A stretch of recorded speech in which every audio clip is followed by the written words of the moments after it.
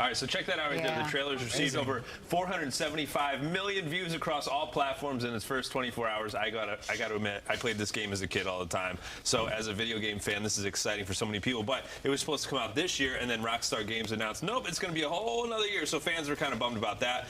Take-Two Interactive slipping after the video game maker reported its fourth quarter results after the bell. The company issued weaker than expected guidance for the full year bookings, but stock, we mentioned, it's up 60% year on year. Joining us right now to break down the numbers and what is going on. We'll also talk about, zelnick is here, Take-Two chairman and CEO. What is going on? Where are we here?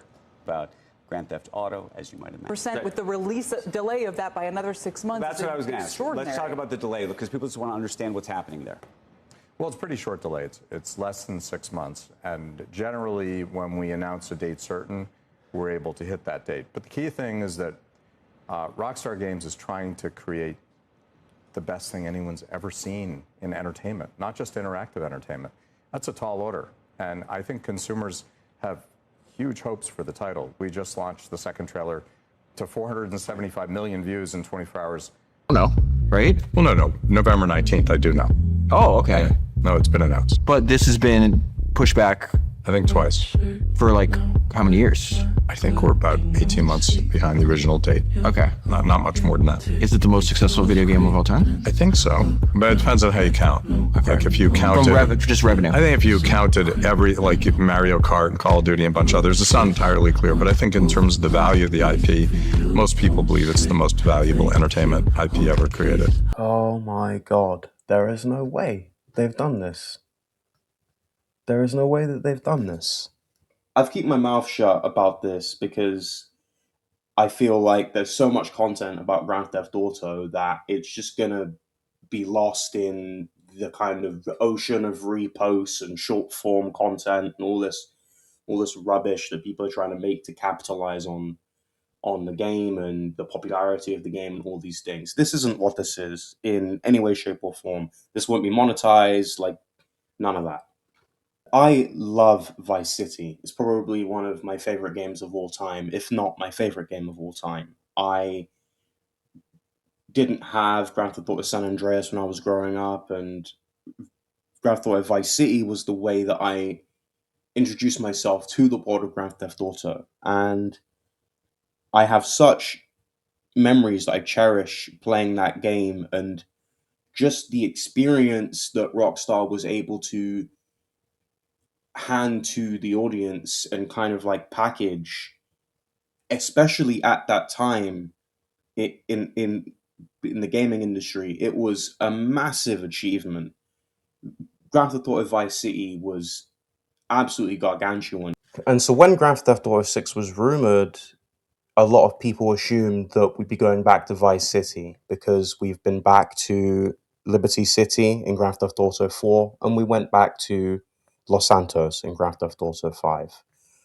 I think that a lot of people who played Grand Theft Auto 5 specifically haven't really played a lot of the older Grand Theft Auto games to fruition. I think that a lot of people that consume this IP today don't really appreciate the history and where it came from. I don't think that a lot of people understand where Rockstar stood at that point in the gaming industry.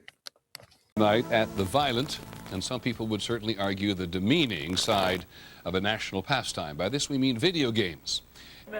During this season of goodwill, this is what many children, boys mostly, are hoping to find under their Christmas trees. My husband thinks maybe we shouldn't give it to him. Lisa Creel knows in general what the game is about. Okay, that was pretty bad.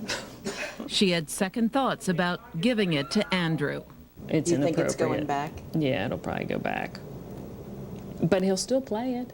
The makers of Grand Theft Auto Vice City say the game is only intended for people who are 17 and older, but nothing prevents a younger person from buying it over the internet, getting it secondhand, or just borrowing it. Already the new game with realistic shoot-'em-up graphics is sold out everywhere.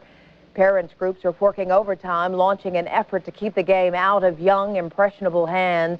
Still, this is a thriving industry, violent video games, selling more than $6 billion in software just last year. In the early 2000s, no one really talked about video games on the news. When they did, it was Grand Theft Auto. This is how significant and massive Grand Theft Auto was during that period of time. People were outraged at the controversy around the game, the fact that Rockstar, as a studio, weren't prepared to affect their creative integrity or change the game to appease a wider audience that may have problems with it, XYZ. They were unequivocally Rockstar Games. They didn't answer to anyone else. They were their own people.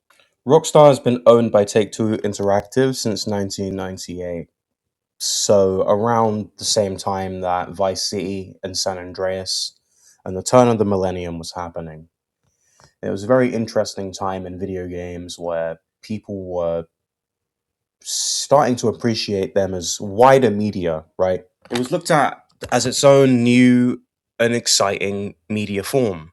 And people were getting used to the idea that video games could be grand, open experiences that were akin to movies. Real cinematic experiences that could stay with you for hours after you play the game. I'm just going to get to the point of why I've made this video today and what this rant is all about. Rockstar today have announced that their third trailer, which is historically a gameplay trailer, I will have screenshots of Grand Theft Auto 5 gameplay trailer and Red Dead Redemption 2 gameplay trailer. So the third trailer or the second trailer is usually a gameplay trailer.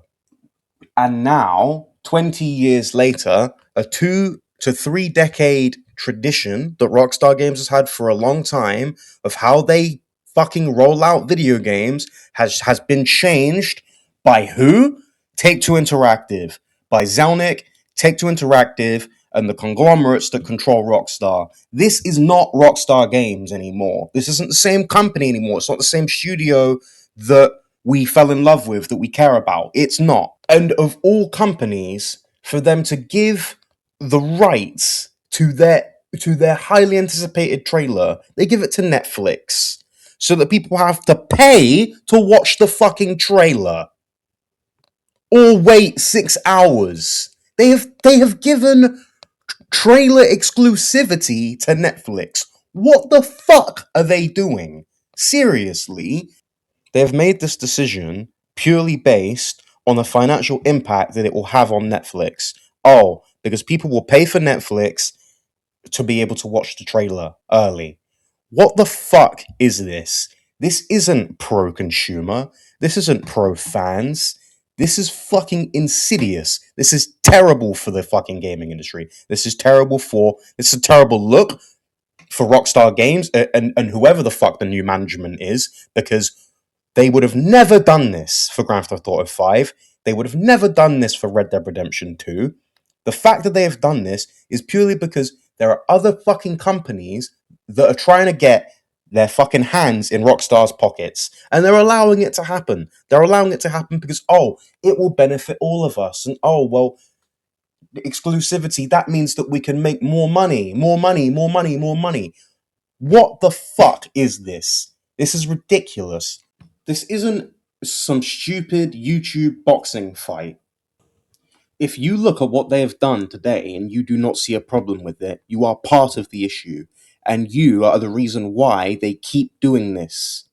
Because people will not boycott the game. They will not turn around and say, oh, this is really, really bad. They won't be outraged. They'll just get on with it. Everyone's got Netflix anyway. Who cares?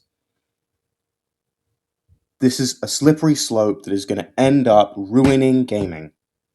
Things like this will ruin gaming because they'll just paywall and paywall and paywall every single last thing because they know that we have passion and that we care about these video games. They're doing this to exploit people. This is exploitation, and I'm sick of it.